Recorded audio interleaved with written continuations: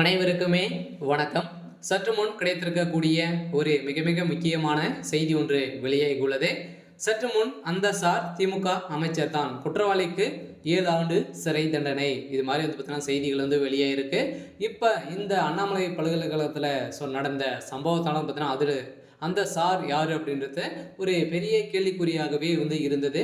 இந்த கேள்விக்குறிக்கு இப்போ பார்த்தீங்கன்னா திடீர்னு நீதிமன்றம் அதிரடியாக பார்த்தீங்கன்னா குற்றவாளி கொடுத்த வாக்குமூலத்தால் இப்போ அந்த சார் திமுக சேர்ந்த அமைச்சர் தான் அப்படின்ற மாதிரி இப்போ பார்த்தீங்கன்னா செய்தி வெளியாகி வருகின்ற நிலையில் தான் பார்த்தீங்கன்னா அதிரடியாக திமுகவில் ஒரு மிகப்பெரிய பூகம்பம் தான் வெடிச்சிருக்கு. அதெல்லாம் பார்த்தீங்கன்னா அதிரடியாக குற்றவாளியாக கைது செய்யப்படக்கூடிய திமுக அமைச்சர் யார், இதனுடைய பின்னணி இருக்கக்கூடியது யார் யார் அப்படின்றத தொடர்ந்து வீடியோவில் பார்க்கலாம்.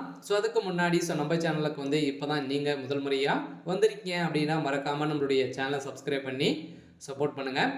வாங்க வீடியோக்குள்ளே போகலாம். பார்த்தீங்கன்னா ஏற்கனவே அண்ணாமலை பல்கலைக்கழகத்தில் நடந்த பாலியல் தொந்தரவு காரணமாக பார்த்தீங்கன்னா குற்றவாளியாக கைது செய்யப்பட்ட ஞானசாகர் அவர்களுக்கு பார்த்தீங்கன்னா ஏற்கனவே கைது செய்யப்பட்டு அவருக்கு குண்டால் கேஸும் பாய்ந்திருக்கக்கூடிய நிலையில் இதை தொடர்ந்து இதில் சம்மந்தப்பட்ட திமுக சேர்ந்த அமைச்சர்களுக்கும் உதயநிதி அவங்களுக்கெல்லாம் பார்த்தீங்கன்னா சம்மந்தம் இருக்குது. ஏற்கனவே உதயநிதிக்கு ரைட் கையாக தான் ஒரு முக்கிய நண்பராக தான் இருக்காரு அப்படின்ற மாதிரியும் எதிர்கட்சி தலைவர்களும் பார்த்தீங்கன்னா குற்றச்சாட்டு வைத்திருக்கக்கூடிய நிலையில் பார்த்தீங்கன்னா இப்போ அதிரடியாக இப்போ இதில் திமுக அமைச்சர் தான் அந்த சார் அப்படின்ற மாதிரி பார்த்தீங்கன்னா இப்போ அதிரடியாக வரலாற்றிலே முதல் முறையாக நீதிமன்றம் வழங்கியிருக்கக்கூடிய தீர்ப்பில் பார்த்தீங்கன்னா அதிரடியாக இந்த அமைச்சர் 7 ஆண்டு சிறை தண்டனை வழங்கப் போவதாக நீதிமன்றம் பார்த்தீங்கன்னா இப்போ முடிவு செய்து வருகிறதாக ஒரு பரபரப்பாக செய்தி வெளியே இருக்குது.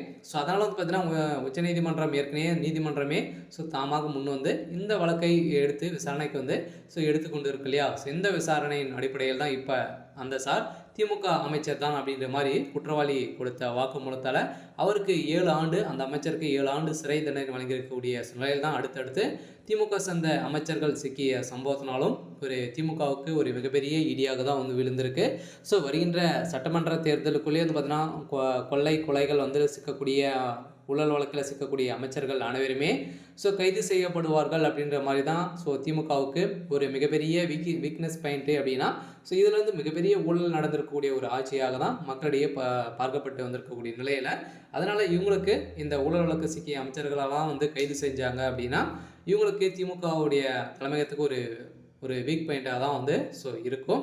அதனால் இருந்தாலும் இப்போ திமுக சேர்ந்த அமைச்சர் சுப்பிரமணியன் அவர்களை பார்த்தீங்கன்னா அதிரடியாக இப்போ கைது செய்யப்பட்டிருக்கக்கூடிய நிலையில் இப்போ ஆதாரத்தோடு சிக்கிய சம்பவத்தினால தான் அவர் கைது செய்யப்பட்டிருக்காரு. இதிலும் உதயநிதி ஸ்டாலின் அவருடைய வீட்டில் பார்த்தீங்கன்னா குற்றவாளியுடைய வீட்டில் சிக்கிய ஆதாரத்தாலும் வச்சு தான் இப்போ திமுக அமைச்சர்களுக்கு 7 ஆண்டு சிறை தண்டனை வழங்க போகிறதாக நீதிமன்றம் முடிவு செய்திருக்கு. இருந்தாலும் என்ன பண்ண போகிறாங்க அப்படின்றத வெயிட் பண்ணி பார்க்கலாம். இது மாதிரி செய்திகளை தெரிஞ்சுக்கணும் அப்படின்னா மறக்காமல் நம்மளுடைய சேனலை சப்ஸ்கிரைப் பண்ணி சப்போர்ட் பண்ணுங்கள். தேங்க்யூ.